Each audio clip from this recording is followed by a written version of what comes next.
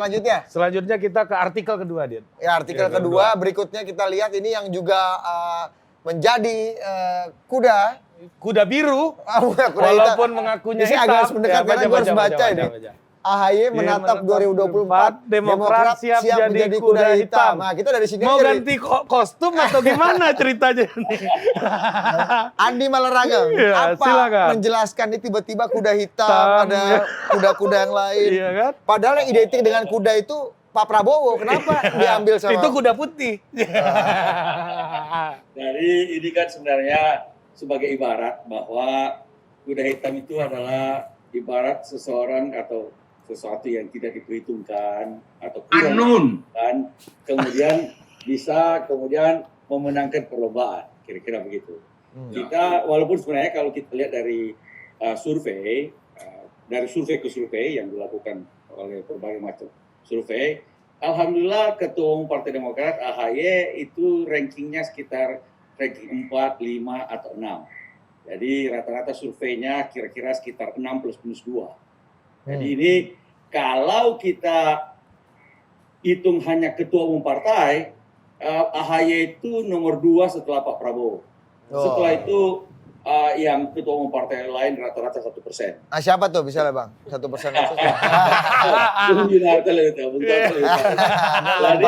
Rata-rata 1% kalau yang lain. Jadi ini bagi kami ini sebuah model yang lumayan. Insya Allah kemudian bagusnya trennya juga naik. Jadi kita harap kalau akhir tahun 2022 atau awal tahun 2023 sudah siap bersaing di papan atas lah. Kalau kita anggap AHY sekarang ini papan tengah, makanya jadi kuda hitam, bisa jadi kuda hitam nanti. Dan mudah-mudahan akhir tahun atau awal tahun depan sudah jadi papan atas, paling tidak bersaing di papan atas. Jadi itu karena trennya menaik terus dan ya kita juga alhamdulillah kalau di Partai Demokrat, Ketua Umum AHY ini kader Partai Demokrat yang terbaik, yang paling tinggi memang surveinya, tidak ada yang lain. Kalau di partai lain kan misalnya yang digadang-gadang justru jauh lebih rendah surveinya daripada mereka kader yang tidak berada dalam kepengurusan teras dari partai tersebut. Kalau Demokrat, kita bersyukur bahwa kita punya ketua umum yang muda bagi saya. Ya, 2024 mestinya Mantap. Mungkin ajang regenerasi kepemimpinan nasional. Ya, silakan. Kan memang kalau dari data survei linear, Demokrat naik, AHY naik. Nah, tapi kan kalau belajar dari 2017 nih, kan di DKI aja. Kalau orang-orang bilangnya begitu, kalau Detik kan tidak berperspektif tapi menangkap perspektif grassroots. terus. Di DKI aja kalah gitu. Gimana mau nasional? Nah, itu kalau kayak gitu gimana? Itu yang menarik dari AHY. Ketika dia kalah dari pilkada DKI, tapi surveinya secara nasional naik. Jadi dia bukan hanya kalau kita bilang kadang-kadang he lost DKI but he gains Indonesia. Ini menarik, surveinya melebar ke seluruh Indonesia. Sehingga kita bisa nyagup tempat lain dong? Di seluruh Indonesia, bukan hanya di DKI. Karena kalau Anda lihat, kan dia jadi calon dari DKI, calon ikut pilkada DKI. Tapi kalau lihat sebaran di survei, sebaran dukungan AHY, itu di seluruh Indonesia merata. Sehingga bisa dapat kadang-kadang 5%, 6%, 7%, kadang-kadang 8%, tergantung dari survei yang mana. Dari seluruh Indonesia, bukan hanya dari DKI. Ini bagi saya modal. Kalau Anda lihat survei Pak Ganjar, awal-awal Pak Ganjar, survei Pak Ganjar itu paling banyak dari Jawa Tengah, sekitar Jawa Tengah, yang kemudian dia bisa melebarkan keluar. Nah, AHY juga begitu. Dia walaupun dia calon pilkada DKI, dia bisa sekarang kalau kita surveinya didukung oleh berbagai macam kalangan di seluruh Indonesia. Nah, sebagai ketua umum Partai Demokrat, tidak ada kader Demokrat lain yang lebih tinggi, apalagi kalau dibandingkan dengan Muldoko. Ada disenggol juga. Kita tanya Mas Toto nih, ada nggak di survei Muldoko? Enggak, tapi pertanyaannya Muldoko ketua mana ya? Emang kader Demokrat? Merasa ketua. Udah. Gua nggak ikutan lagi. Gua mau ke Bang Ican dulu. Bang, ditanggapi dulu Bang, ini sosok AHY ini agak anomali lah. Iya, dia punya tadi butterfly effect katanya, domino effect. domino gitu. effect. Iya. Meski suara AHY tinggi maka Partai Demokrat akan mengikuti. Iya. Agak berbeda tadi dengan PKB tadi PKB, rumusnya kan. rumusnya PKB. Gimana Bang Ican lihatnya sebelum nanti masuk Ya, ke yang lain? sebenarnya Mas Agus ini punya beberapa hal yang sebenarnya bisa dikapitalisasi. Pertama, keturunan langsung dari presiden 2 periode yang pernah menggapai angka 70% kalau tidak salah. Mungkin Mas Toto bisa mengoreksi saya itu dalam Pilpres 2009, 2014. Kedua, sosoknya muda sehingga bisa turun ke pemilih-pemilih pemula atau pemilih muda. Yang ketiga, ada sedikit militer-militernya walaupun berhenti pada pangkat mayor. Nah, beberapa hal itu mungkin belum muncul karena menurut saya nanti Pak Anto bisa mengoreksi bahwa yang dibentuk untuk konsumsi publik itu ini dalam penglihatan saya yang jauh tentu sosok beliau yang muda saja, yang lain-lain mungkin belum bisa dirumuskan dengan begitu baik menurut saya. Jadi sebenarnya benar bahwa di antara ketua umum partai politik ya Mas Agus adalah nomor 2 kalau diadakan polling tertutup khusus pada ketua umum, bahkan mengalahkan ketua umum partai lain.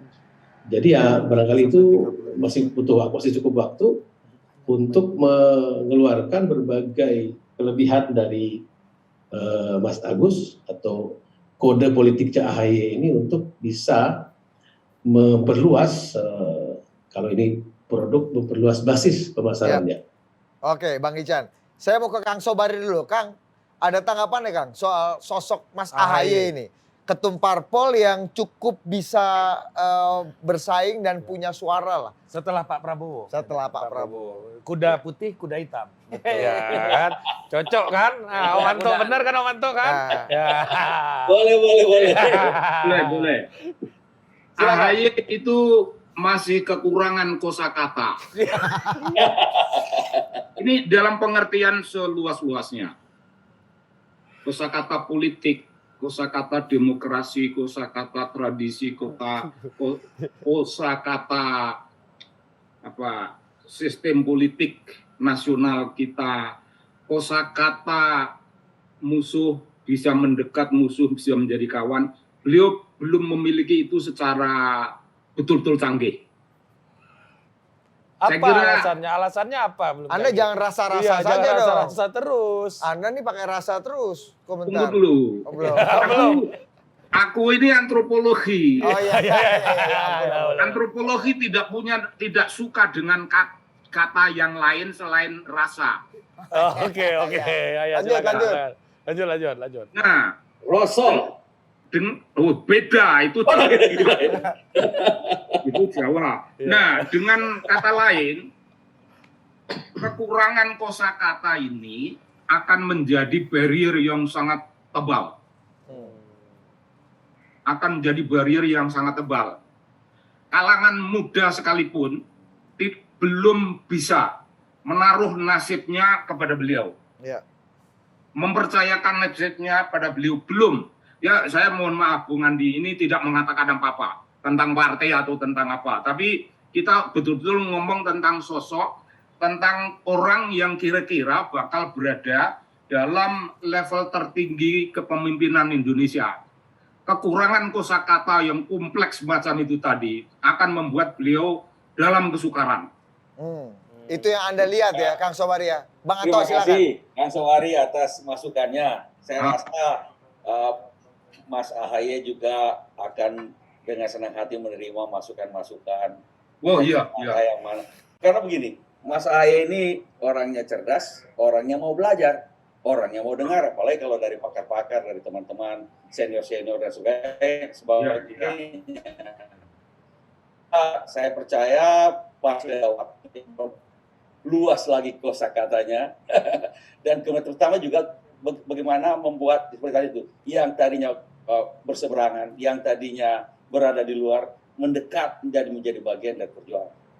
Mantap. Iya, mantap. Oke. Soalnya ini agak berat, soalnya salah satu capres terkuat pintar menata kata. Wah, itu kan siapa pasti Pak Prabowo kan? Iya. Gue Naik ingat kuda, satu quote nggak naik Dit. kuda. Siapa? Quote-nya, skripsi yang baik adalah skripsi yang selesai. Wah, saya ke satu quote. Saya tidak peduli apa yang orang katakan terhadap saya, tapi saya peduli apa yang sejarawan akan tulis. Prabowo Subianto. Mas Ini Toto, memalsukan komentar dulu soal quote. AHY dong. Iya. Iya, tapi tadi Kang Sobari memang nggak konsisten sih, orang punya kosakata salah. Marah lo, marah lo. Kemarin terlalu banyak kosakata salah juga. Walaupun orang yang berbeda Kang Sobari. Gini, AHY memang faktanya adalah orang kedua terkuat sebagai ketua umumnya, dan memang fakta lain adalah betul bahwa ini salah satu ketua umum yang elektabilitasnya berkorelasi linear dengan kekuatan partainya gitu kan. Tapi pertanyaannya kan adalah di situ bisa muncul dua analisis ya.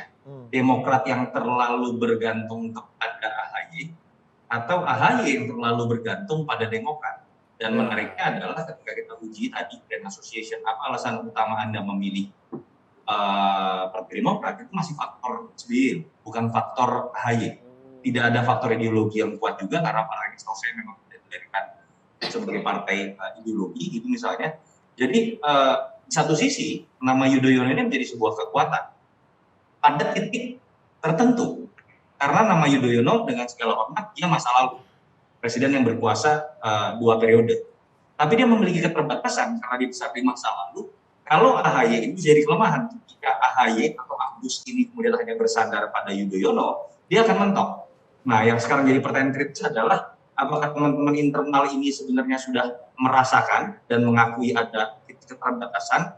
Kenapa saya mengatakan ini? Karena dalam beberapa hari terakhir, kalau kita baca di sosmed, terutama Twitter ya, ini muncul dari teman-teman kader Demokrat sendiri yang setahu saya dekat dengan Mas Agus, itu mulai menyuarakan bukan AHY sebagai capres, tapi AHY sebagai cawapresnya Anies. Tidak salah, tapi ketika pertarungan masih 2 tahun lagi, ini seperti kayak kalah bertanding. Harusnya kan ketika berbicara 2 tahun menjelang pemilu, semua masih berbicara mengenai capres, harga tertinggi, walaupun angkanya cuma 1 atau 0% gitu kan. Tadi udah disebutin nama kita beberapa nama ketua umum. Oh, ada ketua umum yang elektabilitasnya katakanlah di 5%-an, 4% sampai 6%. Oh, kemudian mulai disuarakan hanya menjadi cawapres. Menurut saya itu poin kerugian seperti kalah sebelum bertanding. Oke, Mas Toto. Thank you, Mas Toto. Ini saya sarikan sedikit nih kesimpulan Mas Toto nih, Om Anto. Boleh nggak Gue saya? kasih komen dulu ke Iya. Bung Toto. Kalau kata Mas Toto tadi, ternyata bukan modal adalah kekuatan, Dit. Tapi Yudhoyono adalah kekuatan, katanya kan. Kalau boleh saya tanggapi Iya, sedikit. iya. iya. Jadi kita di Demokrat menyadari bahwa ada yang kalau dalam ilmu politik ada namanya retrospective voting, ada namanya prospective voting. Jadi untuk retrospective voting memang SBY masih sangat kuat sekali untuk elektabilitas Demokrat maupun juga AHY. Tetapi alhamdulillah kalau kita lihat dari survei, kita pilah-pilah lebih detail lagi, AHY juga sudah mengembangkan prospective votingnya. Artinya melihat ke depan sosok AHY itu sendiri sebagai ketua umum. Dan ini bagusnya trennya naik terus. Dengan demikian bagi saya itu sebuah masukan yang sangat baik, dan tentu saja kami sudah sadari hal itu, AHY juga sadar hal itu, dan beliau AHY juga insya Allah akan mengembangkan prospektif voting bagi depan AHY sebagai calon pemimpin bangsa Indonesia. Dan adapun kalau soal apakah sekarang ada calon-calon, ada kader-kader Partai Demokrat menyuarakan ini, menyuarakan itu biasa demokrasi di dalam sebuah partai. Hampir semua partai juga. asal jangan bikin KLB baru gitu ya. Opsi-opsi lain. Tetapi bagi kami sekarang ini memang pemilu masih panjang, masih ada waktu 1,5 tahun barangkali atau setahun lebih sedikit untuk mengembangkan diri AHY sebagai ketum, sebagai salah satu calon pemimpin nasional. Nah, Oke, thank you Om Anto. Tapi sedikit ya, menurut saya Anies AHY kalau pakai teorinya atau hipotesanya Kang Sobari itu sempurna. Karena Saling bertemunya melengkapi, ya. seorang pemimpin dengan kebanyakan kosakata dengan yang kurang kosakata. Benar ya. Kang Sobari. Ini yang gue mau kasih tahu sama Bung Toto. Ah, Jadi Apa? orang yang banyak kata itu belum tentu banyak kosakata. Dia belum bisa, Anies belum bisa walk the talk eh, karena dia belum walking. Itu kebetulan terjadi pada AHY. AHY mau walk the talk apa? Ya, belum bisa. AHY juga belum banyak walking. Jadi belum bisa memetik tradisi dari dirinya sendiri, dari pengalaman pribadinya sendiri dan begitu banyak hal. Oke. Jadi kalau Anies Tidak AHY, masuk. kalau Anies AHY tadi seperti yang di Mas Toto katakan gimana Itu Kang Sobari? kombinasi pas Itu katanya. prospektif nggak kalau Ya. bahasanya Om Anto tadi? Bung Andi, jangan boleh. Jangan boleh dipasangkan Bung Andi. Anda akan rugi. Kalau sekarang kami fokus pada AHY itu Iya. sendiri. Iya, Kalau jadi yang jangan lain- dipasangkan sama Anies. Kalau AHY Caimin, kalau AHY sekarang berbicara tentang pasangan-pasangan. Sekarang ini Iya. kita fokus pada ketua umum kami yaitu Mas AHY. Tapi kenapa? Yang insya Allah Gali dulu ini. trennya sedang naik terus. Iya. Dan mudah-mudahan bisa memenuhi harapan rakyat. Iya. Tapi kenapa Kang Sejo? Kenapa jangan boleh, Kang? Iya. Kenapa Iya. jangan boleh? Kalau AHY Caimin boleh nggak? Iya, apa yang boleh gitu loh. Kasih tahu yang boleh Iya ya. dong. AHY Anies itu merugikan AHY. AHY boleh jadi punya nasib di masa depan yang tidak terlalu jauh. Hmm. Anies boleh jadi tidak punya masa depan. Tapi Boleh jadi. ya, Apakah ini hanya rasa-rasa? Oh tidak. ya. Oh, beda lagi nih. Tidak. Ini kan saya merasa menyampaikan apa yang dirasa itu adalah teropongan dari pengamatan jarak sangat dekat. Teropongan tapi Dengan teropongan dari jarak yang sangat dekat. itu Microsoft namanya. Kalau itu berbicara tentang Anies, pengamatan dari jarak yang sangat dekat. Nah, Kalau SBY saya tidak punya jarak dekat, oleh karena itu bagi saya yang dikatakan Bung Andi, saya kira iya benar. Saya kira benar, dan kemudian saya bisa merasakan orang yang tidak suka itu dalam 3-4 tahun itu akan hilang. Padahal pemilu yang akan datang itu bukan 3-4 tahun, masih ada beberapa tahun. Jarak nasib beliau, nasib masa depan beliau itu tidak terlalu jauh. Oke. Oke, thank you Oke. Kang Sejo.